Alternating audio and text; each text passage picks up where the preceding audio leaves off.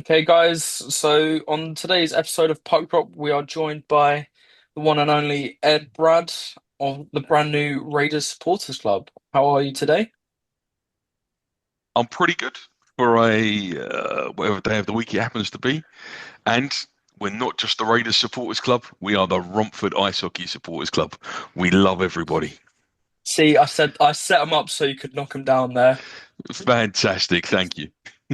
Right. So, as one of our very first listeners of our podcast, you know how we like to do our interviews, diving straight into the questions. So, um, I'm going to ask you a bit about your background so everyone can kind of get to know you. And then Brody's got a few questions about the sports club. Fantastic. So, when did you first start following the Raiders? So I made contact with an old school friend, Gary, who said he was off to Hull of all places to go and watch an ice hockey game. So off we went, Hull versus the Manchester Phoenix.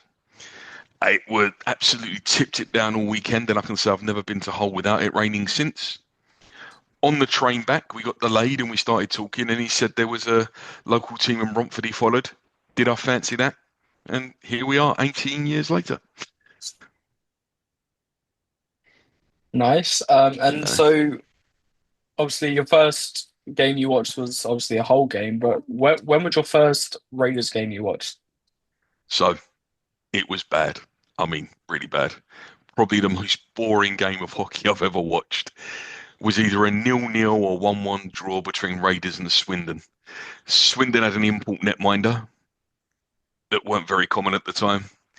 We had Jan Krajicek, I always misspelt his name, an outstanding import D, and it nullified itself into a shootout. Luckily, that was back in the RVW days, so there was a bar with an easy access and a nice view across the ice, which helped ease the pain an awful lot. Yeah, I everyone talks about the Ron Valley Way days, and I'm honestly so gutted that I got into it after we moved into the Sapphire. Harry, you'd be a Ah, nightmare. You'd be an absolute nightmare if you had access to a bar that looked over the ice. I'll tell you that very much. Being there every minute. You know what I mean? Yeah, it was So warm as well, so it was nice yeah, that's a bonus. I feel like the Sapphire is pretty warm though. for a rink, 100%. Yeah, quite like the Sapphire. It's better than Invicta. That's for sure. I'd argue that I've only been to one rink worse than Invicta, but that's another story. Oh, anyway, let's not make it like the first episode where I sit and slate Invicta. No. Um, so what what made you fall in love with ice hockey and specifically the Romford teams? So hockey in general, I love contact sports. So was regularly going over to watch rugby at Saracens with a previous company I worked for. So ice hockey with the contact and the skill. As soon as I saw a live game, that was it. Sold on it. Now the most important bit, falling in love with Romford. Now I try to explain it to people, but it's difficult. You lads know, you either get Romford or you don't. You buy into the ethos of being a golden blue, supporting the team, making it difficult for other teams that come and play at the Sapphire, really getting behind the team. As a good friend once said to me, the hardest thing is getting fans through the doors. As once they're here for life. Yeah, I mean, after my first game, I was hooked.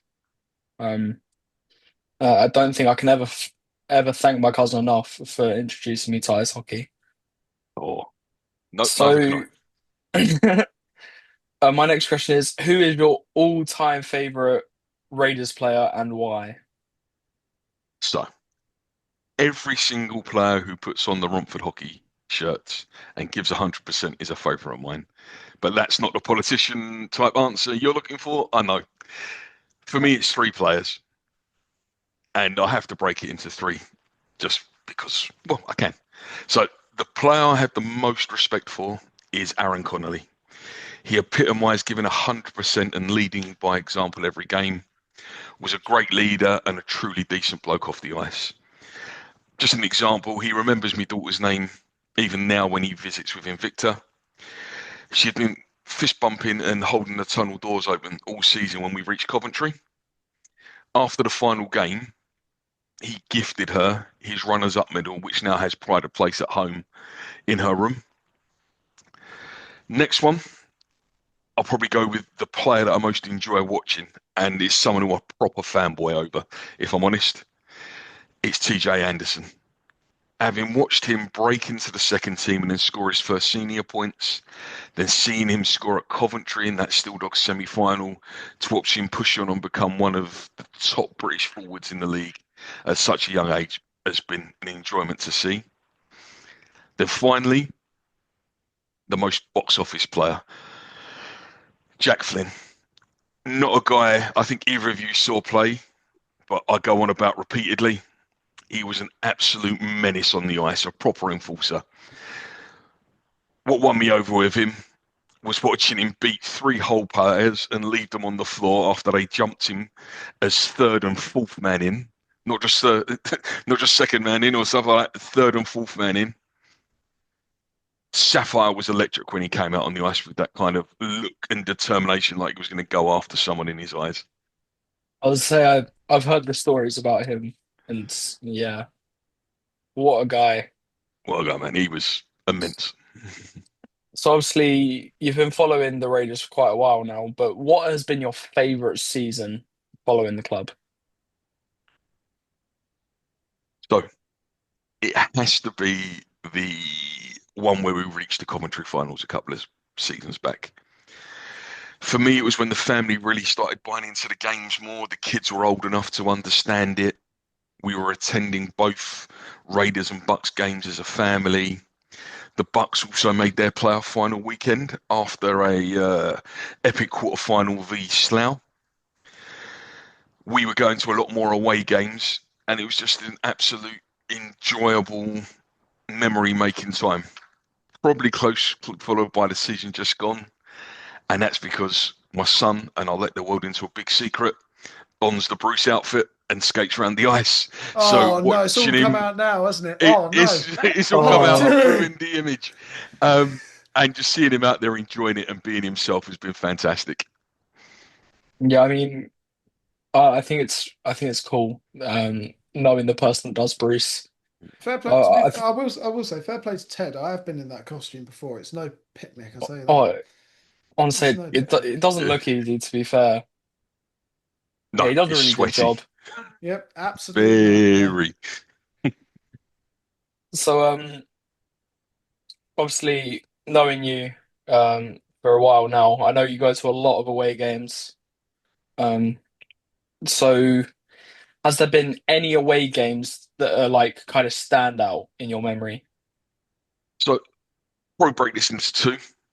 Nicest places to visit. So nicest places to visit for me, Sheffield and Solway.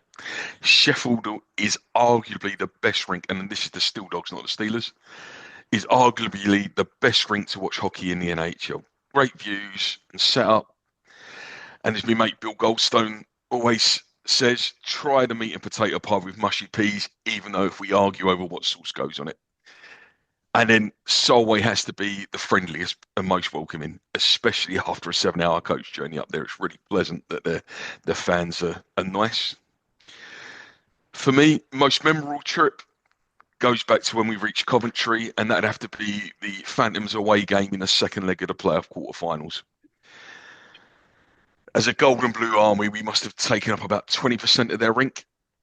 And for those who have been, you were literally sitting right next to our bench. Going into the last 15 minutes, we were 2 or 3 goals behind on aggregate. Aaron Connolly, now in Port Matt Gomisic at the time, started to rally the players and hit the ice with sheer determination. We were going to drag us all the way to Coventry. We scored, and then for the remainder of the game, all the way to that final shot, just edging its way over the line in the overtime. Oh, and barring Ethan James pulling off this miracle save that silenced us for all of a second, we were the loudest fans in the league, out singing the entire of Peterborough. I say epic, epic. I'm surprised and this is the worst rink I've ever been to, sadly, that it didn't collapse. It's one of those interesting rinks to visit. Yeah. Oh, I remember watching it on the stream, and I probably, if thinking about it, I'm sure I could have heard you from my house, like miles away. It was It my wouldn't first. surprise me. It was my first season watching the Raiders, I think, that year as well. So it was actually Yeah. quite a special one. So it was quite a special one for me because we got all that way, and ever since we've not got all that way. Maybe it's me. Maybe I should stop watching Romford Hockey. Maybe that's because that when I was You're the year you're I the was bad luck charm. I mean, to be fair, the year I was born, Spurs stopped winning trophies, so it probably runs in Oh, me. So me and Brody have a bit of a insight into this question because obviously we know you quite well outside of the rink, but what role has hockey played in general in your life outside of the rink? I have to say, do I really have a life outside of the rink? No, seriously, I've made a lot of new friends from all over the country, and it has given, for me, my kids, a lot of confidence in life. On the family side, my day job can take up a lot of my time during the week. So it's meant as a family, we know that once a week or twice a week, there's going to be something we're doing together amongst friends. So yeah, it's kind of kept gives me something to do as a family, and I've made a lot of friends. So this leads me nicely on to my next question. You've helped so many people get into hockey, and like help people learn the rules, like me sitting behind in front of you. You sit behind me. There we go. It's the right way. Um, what's it like seeing new fans fall in love with the game the same way that you did? I'm going to use you as a great example, and then it's someone else who's been on your podcast as well. So you and your family, you sit in front of me. As you say, it was your cousin and your aunt that dragged you along. Then you had the misfortune of having to sit in front of me like you do for every game and listen to me go on. And it was great. After a few games, you could tell you enjoyed your first game. Then after a few games, it just all of a sudden clicked. You kind of saw that big love for everything. You were messaging me, you were messaging Ted, you were messaging other people that I knew, talking about it all the time and looking to come on. And that was fantastic to see. And then the same for Scott Squibb, who does the security at the rink. I think he mentioned in a previous podcast, I bent his ear at an event he was working at. Then his firm started working in the rink. Now you can't keep him and his family away. They even come to the Bucks games as well. For me, it's kind of a humbling and uplifting experience seeing you folk enjoy the sport and to be part of that journey with you, to be honest. Yeah, I mean, I can't thank you enough for teaching me everything because I would have got it eventually, but I think I'd still be a bit lost to this day. I, I don't know everything, but I get a lot wrong, but at least it helped guide you in the right direction to find where the right answers might be. Can I ask something quickly? Was that event that you what was it? You said bent Scott's ear back to try and come security at the Raiders. Was Yeah, that yeah. the one over Harold Lodge? It was. We Yeah, were I over was. there. Yeah, we were there doing promoting that day, weren't we? Yeah, I remember We that. were. You remember it? It was I Yeah, think it was the first time you and your mum had come across with us, and was your yeah. sister with us as well? I can't No, remember. no, it was just me. It was just me and my mum that day, but I do remember that day Yeah, very yeah. much. I remember me and Bruce went on the bumper cars You did. down I've there. actually got a picture of that on my phone still. Yeah, yeah, and he crashed. Bruce crashed into me, and my knee hit the edge of the blooming bumper car, and I was hobbling about afterwards. Like, oh my god, but it Oh. hurt my knee, but still, yeah, brilliant day, brilliant day. No, no, I think that might have to be the episode cover. Yeah, we could do that. We could Bruce on if the we bumper get car. the yeah Bruce in the bumper Oh, car. that'd be brilliant. I think I have it somewhere as well. I've all the photos from that day. We also went on the Lightning McQueen ride as well. That was fun That was to watch him fun. squeeze in that. Yeah. So I've got one last question before we move on to the questions about the brand new supporters club. So it's a bit of a broad question because it's both about match days as a whole and also watching the game. So, what does an ideal match day look like from your point of view as a supporter? Like, what what rituals do you have if you have any superstitions? And what things you like love to see on the ice? For me, as you've probably seen from my previous answers, best match day for me is just being around my family and friends there and enjoying the company and sharing the experience with people I want to be around. Now, what do I really want to see during a game? Like everyone, I love to see the away team call a timeout in a really close game so we can start our fun and Yeah. games behind the bench. Now, that's what I really like. And then I Oh, like to see it affecting them and not being able to do anything afterwards. Now, on the superstitions front, you both know I don't drive, so we get a bus to games. So you get off the bus just outside the kind of Greg's and all that along the shops outside there. yeah. And on match day, I have to walk across a certain crossing. If I don't walk across a certain crossing going up there, it just doesn't feel right. And something bad normally happens in the game. So I have to walk a certain way and go across a certain crossing. I in like the second break, um, if we're doing really bad, I have to go and buy a sausage roll from Tesco's. Just takes the edge off. And one time we did better. So like I think it's correlated. Yeah, 100% butterfly effect. My family are before we get when we're getting ready to go to the game at home, we have to listen to Should Have Been a Cowboy. Oh, That's I just love that. that That's just song. that. Oh, That's how I think. It always upstairs. My dad's probably like screaming it. You know what I mean? Just instead of singing it, just screaming it. But yeah, we always listen to that before every game. oh, good man. All right, Brody, over to you. Do I turn my camera on? No, I I don't. mean, it's only for us, so That's fine. That's fine. Right, Ed, you've been supporting the team for quite a few years now. Not to make you feel old. Um, Thank you. what inspired you to launch the supporters club now? So, two main factors drove me to it. Firstly, being a new era of hockey and the change in ownerships, that often gives you an opportunity to introduce new ideas. Secondly, and probably more importantly, two long-term Raiders fans who I have an awful lot of respect for.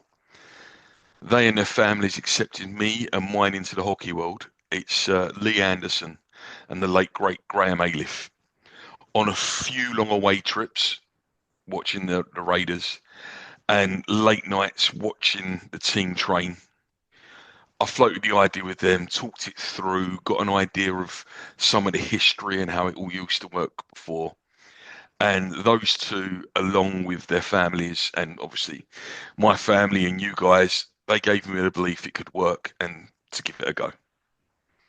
Perfect answer. We actually haven't done a podcast since Graham Ailiff's passing, so all our thoughts here go out to the Ailiff family and everyone, all the loved ones that were very close to Graham. We will miss him, but I'm sure he'd be so proud that the supporters club is now a thing. Um, so yeah, I sure hope so. yeah. Did you take inspiration from any other team supporters club, or was it something you built from scratch?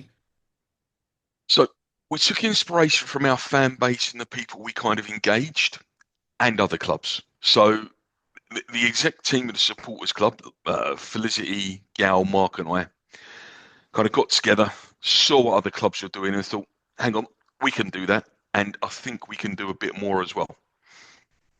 And Yeah, that's the kind of what drove it. yeah, perfect. Um, what do you hope to achieve as a supporters club, and what do you hope to bring the Raiders fan base this coming season? So the supporters club is aimed at the whole of Romford Hockey. So juniors, Bucks, and Raiders, even the rec sides, the Rebels and the Renegades are engaging with us. What we want to do is make fans aware we're one club and that you can be a fan of Romford Hockey as a whole, and they might then get to see the next TJ Anderson come through, the next Jack Cooper, the next Brandon Ailey, for many more that have kind of come through our entire system and make the supporter club's members feel part of that process, that they're driving the club forward. Brilliant answer. So, all the newer supporters that we hope to bring into the club next season, how do you plan to get these fans involved from day one? As you hopefully saw on launch day, we shared an awful lot across social media. We'll also be talking to fans a lot as we kind of get closer to the season at the first few games. The whole thing is we're going to offer a kind of fan-based approach to engaging with Romford Hockey overall. It's going to have some exclusive member benefits and content that I'm hoping will kind of draw the new supporters in and make them feel part of it, while also kind of bridging that gap to the older supporters that have kind of been around since the RVW day, kind of get everyone together as kind of one, coined the phrase, kind of one big family of supporters. Yeah. So obviously you've got me and Harry involved on the social media side. Can you give us any more details of what's in store for the members on the social media side, on Instagram, Twitter, Facebook, all the ones that you're Everything. using? So we are looking to get more events going more than anything else. So alongside the social media, we want to kind of get some more events, fan and club interaction beyond the kind of traditional events. There's also going to be some kind of, as I've said before, some exclusive offers and content. Sadly, I can't reveal much more. Oh, we pushed the boundaries for that question. Yeah. How do you see the club growing or evolving over the next few seasons, especially with now the introduction of the supporters club? Are you looking? Well, we're obviously going to hope for growth, but how do you see it going? So at the supporters club level, I see, well, I hope for, fans will see the benefits not only to the club but to themselves of being a member. So that will help kind of drive our membership base and our fan base. And in regards to Romford Hockey overall, next 3 to 5 years, there's no reason that it can't become the number one place in the London southeast area for young players and for senior players to want to play. It's one of the few clubs that's got, well, actually the only club in the area that's got a route from juniors to NIHL1 all the way up to NIHL National. So it should be, and having talked to the owners and people involved, they're all driving for it to be that place, the place to be. Yeah, we hope to inspire the next best players to hopefully come and play in Romford. Are there any specific events, perks, or experiences you're excited to introduce? I know you've already said that you can't really say much, so this question's a bit of a pushing Okay, at right. the So wall no, again. I'll But be nice. You're pushing me on it, so I'll be nice. So the events team are likely going to lynch me. Sorry, Mark. We have the traditional events planned, like meet the players, skate with the players, end of season party, which are always popular. Always get people out there. We're also looking at some more events we haven't seen in a while to get going during the season to bring the fans closer to the players, and also something aimed at the younger fans as well. We're looking to kind of talk to local businesses and engage them as to kind of help. We've got loads of them in the Romford area that we think can help. For me, I think one of the key perks for the members will be the priority booking and discounts on the supporters club events. So when these events get going, the members are going to have priority on quite a few things that are not just events as well, that will become clearer as we launch them. yeah. Well, sorry to Mark there. We've kind of spoiled your plans, mate, but it's all fine. All cushy over here. How do you plan to keep the momentum going through the season, not just at home games, but away fixtures as well? So simply, we're going to keep engaging the fans. We have some regular content we're looking to share, some regular updates and bits like that. We also have a team dedicated to filling the spare coach seats on away games. So hopefully the gold and blue will be welcomed around the country. We also have another team kind of looking after the membership and promoting the membership and kind of helping the members. So we're hoping that's going to keep guys and girls kind of uh, feeling part of us and kind of in there with us. Yeah. So, how did the club's management, especially one of our puck drop alumni, Andy Pearson, respond when you pitched the idea? Was there like straight away, bam, we support it, or did you have to convince them slightly? Right. Andy has been great. So hands down to Andy here. He's been really great. Like me, Andy's the level we connect on is a fan at heart. So he could see the benefits we could bring to the fans from the off. Then along with the other directors and putting their business heads on, they could all see we may be able to help raise the profile and funds for the club whilst giving the fans a little bit more. As you guys know, I originally pitched the idea last season when the new era began, but there just wasn't enough time to get it going. The owners approached me at the start of the summer, and here we are now. For me, from an operational point of view, I feel the supporters club will allow Romford Hockey to concentrate more on effectively its key function, and that's being a successful hockey club. I like that. I like that. Um, you've kind of answered that in the last question, but we'll ask it anyway. No? What role do you see a supporters club or a supporter club playing in modern British hockey, particularly at this level? So, on one point, having to talk to a few others involved in supporters clubs all around the country, is they are the connection between the fans and the club, helping fans feel they're more involved. They're also arguably the lifeblood of British ice hockey supporters clubs, often helping to keep the clubs running with fundraising and promotion. Overall, fans are what keeps British ice hockey going. It's a niche sport. It doesn't get the coverage it deserves. And most teams are run at zero profit. And if I'm honest, you'd be shocked at the actual base running costs for running a hockey team. Obviously, I Yeah. can't tell you, but you'd be absolutely shocked if you learned how much it costs to run. Yeah. Yeah, we had me and Ed had that great idea about pitching it to a big TV company, see if we can get any like a bit more popularity on the sport. But I don't know if that's obviously something for the future. Hopefully That's not for the that future, can yeah. happen. So yeah. So if everything goes to plan with the supporters club, what's the big dream? Where do you see it be in the coming years, 3 to 5 years, whatever? As I'm sitting here stroking my white furry cat and saying the world's world domination in his big red chair, do you know what in I my mean? In the big red dark chair office. spinning around in a dark Yeah. office. World domination. No, seriously. The big dream is we have helped all of Romford Hockey become the best it can be. Have tightened that already strong bond between the fans, the players, and the club, all whilst making it more enjoyable for everyone involved.